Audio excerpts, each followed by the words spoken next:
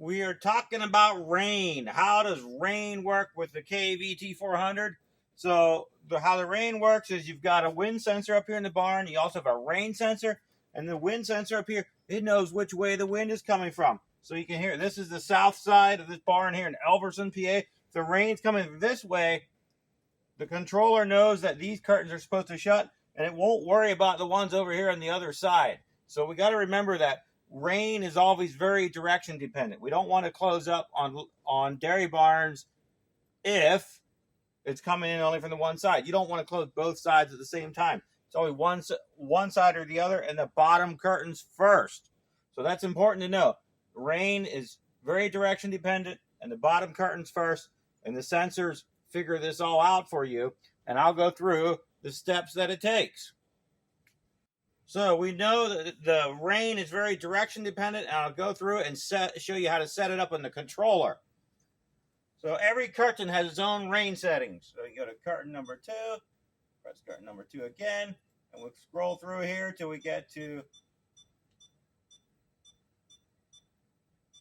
the rain max mile per hour at 20%.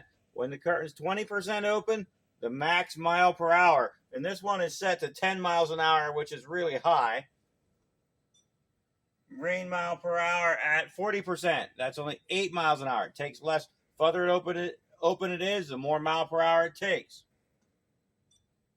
Then the max rain mile per hour at 60% open. So there you got 3 perimeters.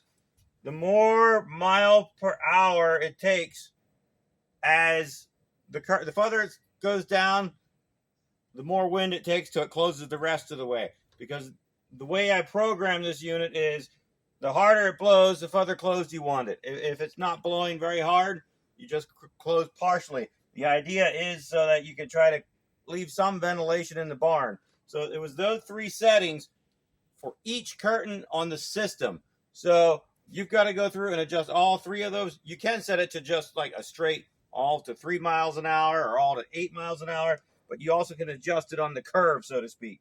So up here on the top curtains, we often set those to 8-10 miles an hour, but it really depends on your overhang. The more overhang you have, the higher mile per hour until the rain blows in. So you can have better numbers if you have more of an overhang. If you have no overhang, the water just blows right in.